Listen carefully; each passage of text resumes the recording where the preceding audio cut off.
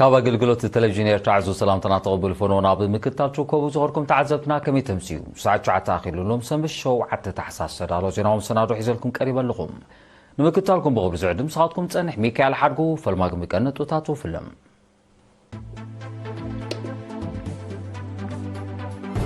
هابتي بحري جنفر زوباقاش باركانت فتاتو بمقمقام بحدش وطن سراح زرتيو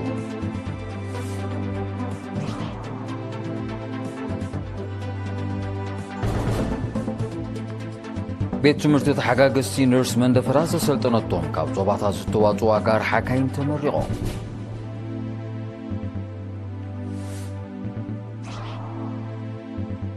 ኣብ ኣብያተ ትምህርቲ ዞባ ማእከል ኣብ ጥዕና ኣእምሮ ዘተኮረ ኣስተምህሮ ተዋሂቡ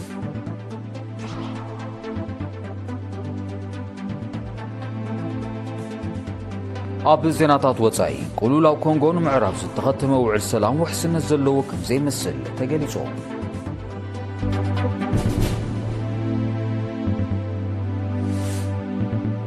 ኣብ ባሕሪ ካሪብያን ተኸሲቱ ዘሎ ጸጥታውን ወታደራውን ዘይምርግጋ ነቲ ዞባ ኣብ ኩናት ከይሸሞ ተሰጊኡ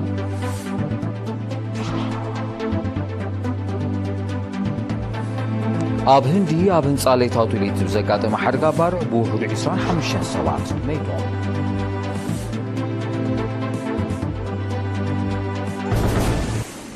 ዝርዝር ዜና ሃብቲ ባሕሪ ጨንፈር ጋሽዋር ካብ 4 ታሕሳስ ኣብ ባሮንቱ ኣብ ዘካየዱ ኣኼባ ገስጋስ ተግባር መርባት 2025 ብምግምጋም ኣብ ውጥን ስራሕ 2026 ዘትዩ ዋና ዳይሬክተር ክፍሊ መሬትን ሕርሻን ኣቶ አቡበከር ዑስማን ኣብ ዝሃቦ ቃል ኣብ ከባቢ ዲጋታት ዝነብሩ ዜጋታት ኣፍልጦም ኣብ መግባዓሳን ማእዛውን ቀጠባውን ረብሓታቱን ክብ ንምባል ዝካየድ ንጥፈታት እወታዊ ገስጋስ የርኢ ከም ዘሎ ገሊጾም ኣብ ጨንፈር ኣብቲ ባሕሪ ሓላፊ ክትትልን ግምገማን መንእሰይ ጣህር መሓመድን ሓላፊ ውጥንን ባጀትን መንእሰይ ሮቤል ነጋስን ኣብ ዘቕርቦ ጸብጻብ ሃብቲ ባሕሪ ረብሓ ህዝብን ዕቤት ሃገራዊ ቁጠባን ብምርጋጽ ዘላቒ ልምዓት ንምውናን ኣብ ዝሰላሰል መረባት ተጠቃምነት ጸጋታት ባሕሪ ምሕያለ ካብ ሸቶታት ስትራቴጂካዊ ውጥን ናይቲ ኣሃዱ ከም ዝኾነ ሓቢሮም ሓላፊ ጨንፈር ሃብቲ ባሕሪ ኣቶ ብርሃነ ተኽለ ብወገኑ ዲጋታት ኣብ ዘለዎ ከባቢታት ጋሽባርካ ብዝተኻየደ ጻዕሪ ንቕሓት ሕብረተሰብ ኣብ ተጠቃምነት ዓሳን ትሕዝቶን ከም ዝዓበየ ብምግላጽ ዓሳታት ናይ ምዝራእ መደባት ክሕይልን ዲጋታት ብድበት ከይምላእ ዛላታት ናይ ምስራሕ መደባት ክድፋሉን ኣዘኻኺሮም ኣመሓዳሪ ዞባ ኣምባሳደር ማሕሙድ ዓሊ ሕሩይ ኣብ መወዳእታ በብእዋኑ ዝውደብ ዘሎ ኮስኳታትን ስልጠናታትን ለውጢ የርኢ እኳ እንተሎ ተጨቢጡ ዘሎ ዓወታት ብምዕቃብ ዝበለጸ ገስጋስ ንምምዝጋብ ናብ ምምሕዳራት ከባቢ ክወርድ ኣተሓሳሲቦም ተሳተፍቲ ኣብ መወዳእታ ንቕሓት ሕብረተሰብ ኣብ ተጠቃምነት ዓሳ ከም ምግብን ምንጪ ቁጠባዊ እቶትን ዝዕቢ ገስጓሳትን ስልጠናታትን ክድፋሉ ተላብዮም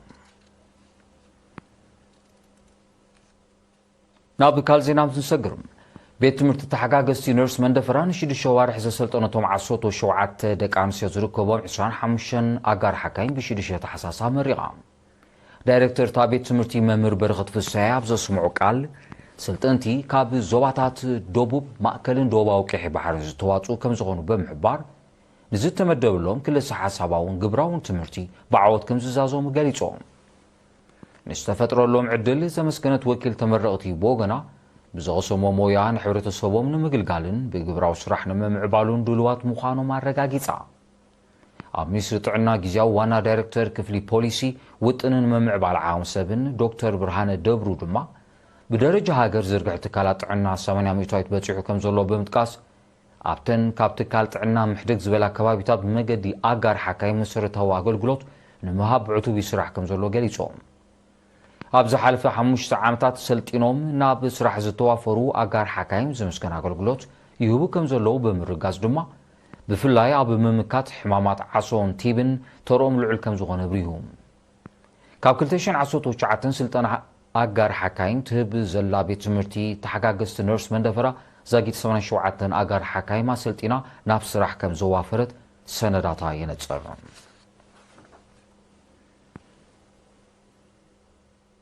ኣብ ዞባ ደቡብ ኣብ ገስጋስ መደባት ትምህርቲ ንዓበይቲ ኣብ ዝሓለፈ 5 ዓመታት ምርኩስ ብምግባር ንምሕያሉ ዝዓለመ ዓውዲ ዘተ ተቃኒዑ ወኪል ሪና ሸዊት ገብረ ብርሃን ዘዳለቶ ዜናዊ ትሕዝቶ ይስዕብ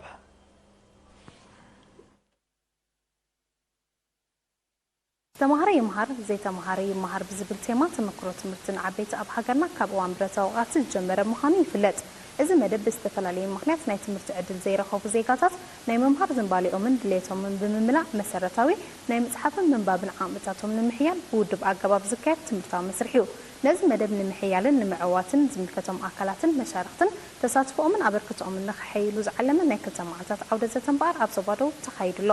ኣብ ዞባ ደቡብ መደባት ትምህርትን ዓበይትን ንምሕያልን ንምስፋሕን ዝዓለመ ዓውደ ዘተ ብ45 ታሕሳስ ኣብ መንደፈራ ተቓኒዑ። ኣብቲ ኣመሓዳሪ ዞባን ንኡሳን ዞባታትን ሓለፍቲ ጨንፈር ትምህርትን መሻርክትን ዝተሳተፈዎ ዓውደ ዘተ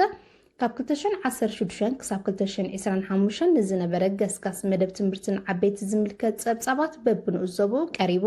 እቲ መደብ ብዝተፈላለየ ምክንያታት ናይ ትምህርቲ ዕድል ዝሓለፎም ዜጋታት መሃይምነት ከም ዘጥፍኡን ከም ዘርክቡን ንምግባር ኣገዳሲ ምዃኑ ዝሓበረ ዋና ዳይሬክተር ክፍሊ ማሕበራዊ ኣገልግሎት ኣቶ ቃልኣብ ተስፋ ስላሴ ምሸታዊ ትምህርቲ ንምትብባዕ እውን ክስራሓሉ ኣዘኻኺሩ። ኣብ ሚኒስትሪ ትምህርቲ ኣዋሃድ መደብ ትምህርትን ዓበይቲ ኣቶ ትካቦ ኣይሙቱ ብወገኑ እቲ ዓውደ ዘተ በብዞብኡ ዝተቐስመ ተመክሮ ከምኡውን ከጋጥም ዝጸንሐ ሕፅረታትን ብድሆታትን ብግቡእ ኣለሌኻን ተረዲእካን ኣብ ተግባር ብምትኳር ናይ ዝቕፅል 5 ዓመታት ውጥን ንምድላው ባይታ ከም ዘጣጥሕ ገሊጹ። ንገስጋስ መደባት ትምህርትን ዓበይቲ ኣብቲ ዞባ ካብ 2016 ክሳብ 2025 ኣመልኪቱ ጸብጻብ ዘቕረበ መምህር በላይ ንርሑሸን ብወገኑ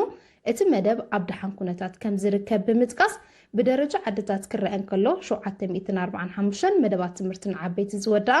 202 ኣብ ምጽፋፍ ዝርከባ 88 ድማ ገና ዘይጀመራ ምዃነን ሓቢሩ። ኣብ ሚኒስትሪ ትምህርቲ ዋና ዳይሬክተር ክፍሊ ትምህርትን ዓበይትን ሚድያን ኣቶ ገብረ ዝግድማም ድማ መምርሒታት ትምህርትን ዓበይትን ንምምሕያሽ ንዝቐረበ ርእይቶ ብምምስጋን ትምህርቲ ቋንቋ እንግሊዝን ሞያዊ ስልጠናታትን ንምትእትታው ከም ዝስራሓሉ ኣብሪሁ።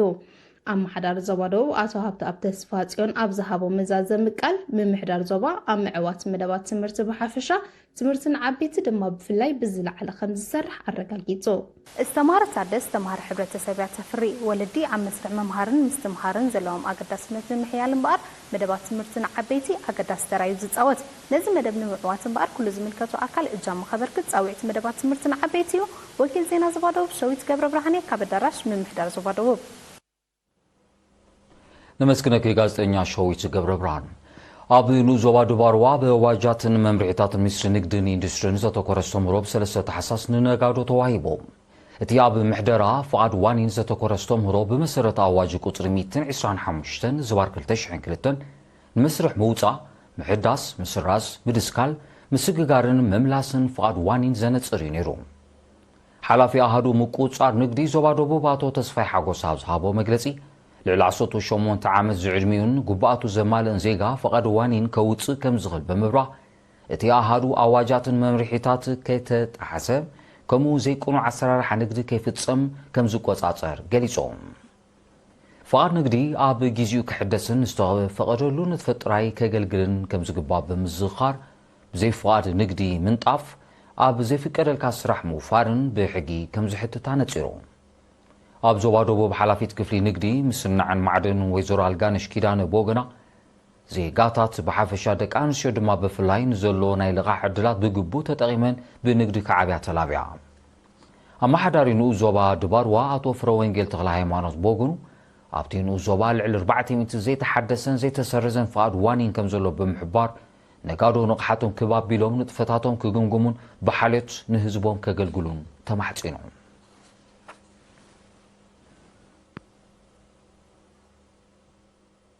ኣብ ዞባ ማእከል ብምውሃድ ጨናፍር ጥዕናን ትምህርትን ኣብ ጥዕና ኣእምሮ ዘተኮረ ኣስተምህሮ ካብ 1 ክሳብ 5 ታሕሳስ ተዋሂቦም። እቲ ኣስተምህሮ ኣብ ንኡስ ዞባታት ገጀረትን ገዛ ባንዳን ዝነጥፉ ኣስታት 177 መምህራን ሱፐርቫይዘራትን ሓለፍቲ ጨናፍር ትምህርትን እዩ ተዋሂቦም። ኣብ ካልኣይ ደረጃ ቤት ትምህርቲ ሰማዕታት ኣብ ዝተዋሃበ ኣስተምህሮ ወኪል ጨንፈር ጥዕና ነርስ ምስጉን ዮሃንስ ኣብ ዝሃቦ መግለፂ እቲ ዕላማ ብቐንዱ ኣብ ተምሃሮን መምህራን ኣብ ዝረኣዩ ፀገማት ኣእምሮ ዘተኮረ ኮይኑ ተራ መምህራን ኣብ ምህናፅ ጥዑይ ኣእምሮ ዝውንን ተምሃራይ ምባል ከምኡውን ኣእምሮኣዊ ፀገማት ዘለዎም ዜጋታት ኣብ ምልላይን ምእላይን ኣበርክቶ ክገብሩ ከም ዝኾነ ገሊፆም። መምህራን ኣብ ርእሲ እቲ ብቕዓት ተምሃሮ ኣብ ኣካዳሚያዊ ትምህርቲ ክብ ንምባል ዘካየድዎ ፃዕሪ ፅልዋኦም ኣብ ምዕባለ ኣእምሮኣዊ ብስለት ተምሃሮ ቀሊል ስለዘይኮነ ኣብ ክፍሊ ትምህርትን ሓላፍነታውያን ክኾኑ ድማ ተላብዩ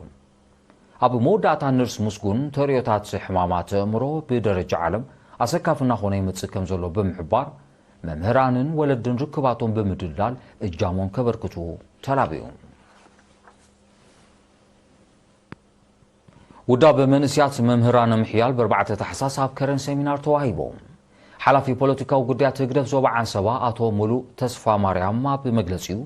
ኣብዚ እዋን እዚ መንእስያት ብሓፈሻ መምህራን ድማ ብፍላይ ንህሉ ኩነታት ዓለምን ከባቢናን ብዕምቀት ምርዳእ ካብ ቀዳምነታቶም ክገብርዎ ከምኡውን ምስ እዋኑ ዝኸይድ ፍልጠትን ቴክኖሎጂን ክዓጥቁ ወሳኒ ከም ዝኾነ ገሊጾም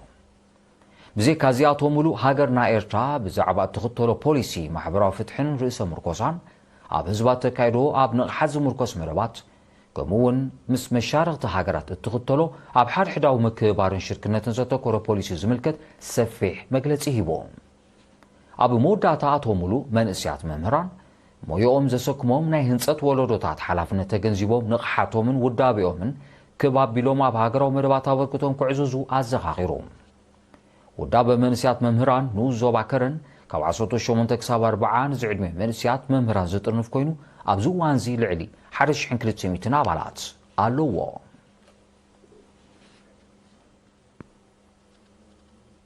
ዝኸበርኩም ተዓዘብቲ ስዒቡ ዝቐርብ ዜናታት ሃገራት ወጻኢ ክኸውን ምክታልኩም ክቅጽሉ ደጊመም بغبر عدم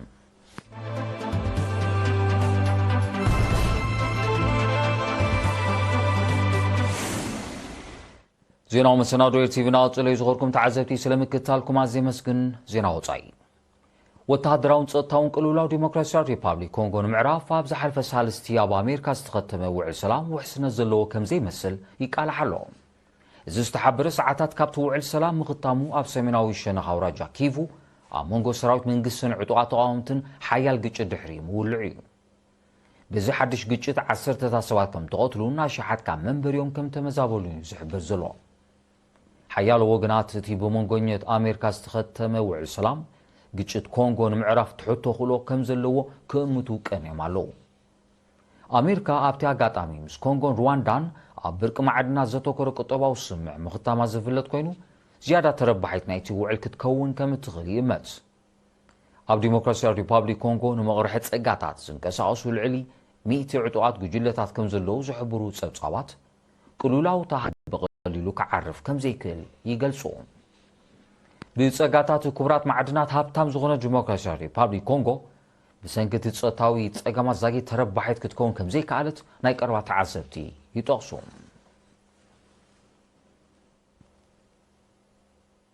ኣብ ባሕሪ ካሪብያን ተኸሲቱ ዘሎ ጸጥታውን ወተሃደራውን ዘይምርግጋእ ነቲ ዞባ ኣብ ኩናት ክሸሞ ከም ዝኽእል ፕረዚደንት ቱርኪ ጣይብ ኤርዶጋን ኣጠንቂቖም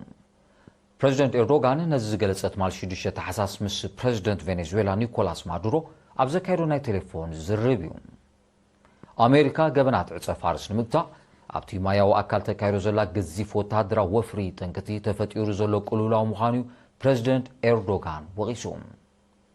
ምምሕዳር ፕረዚደንት ትራምፕ ምስጋር ዕፀ ፋርስ ንምቁፅጻር ኣብ ባሕሪ ካሪብያን ሳማሪናትን ዓርሞሸሽ መራኸብ ኩናትን ዝዓጠቐ ወተሃደራዊ ኣሃዱ ኣዋፊሩ ከም ዘሎ ይፍለጥ እዚ ከምዚ ኢሉ እንከሎ ፕረዚደንት ኒኮላስ ማዱሮን ፕረዚደንት ጣይብ ኤርዶጋንን ኣብ መዳይ ቁጠባ ምትሕጋዞም ከም ዘሒሉ ኣብቲ ርክብ ገሊፆም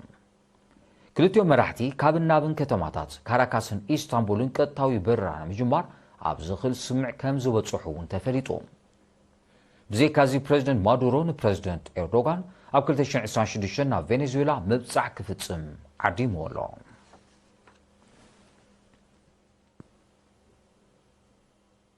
ኣብ ህንዲ ኣብ ህንፃ ለይታዊ ትውሊድ ብዘጋጠመ ሓደጋ ባርዕ ብውሑድ 25 ሰባት ከም ዝሞቱ ካብቲ ከባቢ ዝተፈኖ ዜና ረድዩ ብሰንኪ እቲ ናይ ትማሊ 6 ታሕሳስ ሓደጋ ልዕሊ 50 ከም ዝቆሰሉ ናብ ንብረት ከቢድ ዕንወት ከም ዝወረደ እውን ሰብ መዚ ስርሒት ምድሓን ህይወት ሓቢሮም ጥንቅቲ ዕባርዕ ኖትጊ ጋዝ ምዃኑ ኣፈናዊ ሓበሬታ እኳ እንተሎ ንምፅራዊ ምርመራ ይካየድ ከም ዘሎ ተገሊፆም ኣብ ወርሒ ግንቦት ናይዚ ዓመት ኣብ ህንዲ ኣብ መንበሪ ህንፃታት ብዝተኸስተ ሓደጋታት ባርዕ ልዕሊ 50 ሰባት ከም ዝሞቱ ጸብጻባት ይረዱ ወከልቲ ኣሜሪካን ዩክሬንን ኣብ ዘተ ሰላም ዩክሬን ሃናፂ ምዃኑ ዝገለጾ ዝርብ ከም ዘካየዱ ሓቢሮም እቲ ካብ 5 ክሳብ 7 ታሕሳስ ዝቐጸለ ርክብ መቐጸልታ ናይቲ ሰብ መዚ ኣሜሪካን ሩስያን ኣብዛ ሓለፈ ቀረባ መዓልታት ኣብ ከተማ ሞስኮ ዘካይዶ ዝርብ ምዃኑ ተገሊጹ።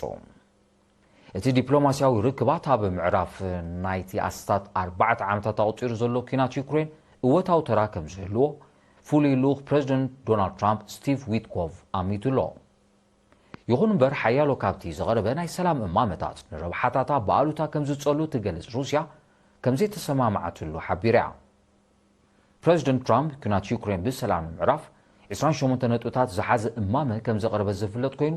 ሃገራት ኤውሮጳ ድሒረን ናብቲ ነጥብታት ምቅያር ከም ዝገበራ ሩስያ ትወቅስ። ከም ሳዕቤኑ ፕረዚደንት ቭላድሚር ፑቲን ምስ ልኡኽ ፕረዚደንት ትራምፕ ስቲቭ ዊትኮፍ ዘካይዶ ዝርብ እወታዊ ውፅኢት ከም ዘይነበሮ ይዝከር። ዜናታት ንምዛም ቀንዲ ነጥብታቱ ክደግመልኩም።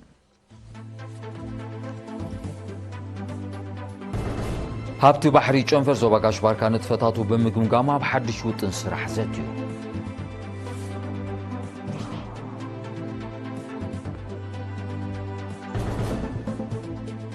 ቤት ትምህርቲ ተሓጋገዝቲ ነርስ መንደፈራት ዘሰልጠነቶም ካብ ዞባታት ዝተዋፁ ኣጋር ሓካይም ተመሪቖም።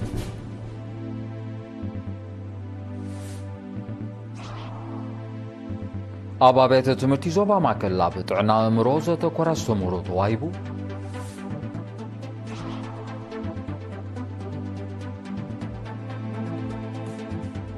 ኣብ ዜናታት ወፃኢ ቅልውላው ኮንጎ ንምዕራፍ ዝተኸተመ ውዕል ሰላም ውሕስነት ዘለዎ ከም ዘይመስል ተገሊጹ።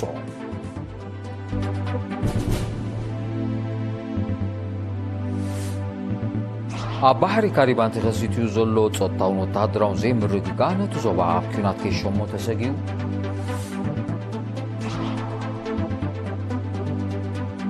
ኣብ ህንዲ ኣብ ህንፃ ለይታዊ ቱሪዝም ዘጋጠመ ሓደጋ ባርዕ ብውሕዱ 25 ሰባት ሞይቶም።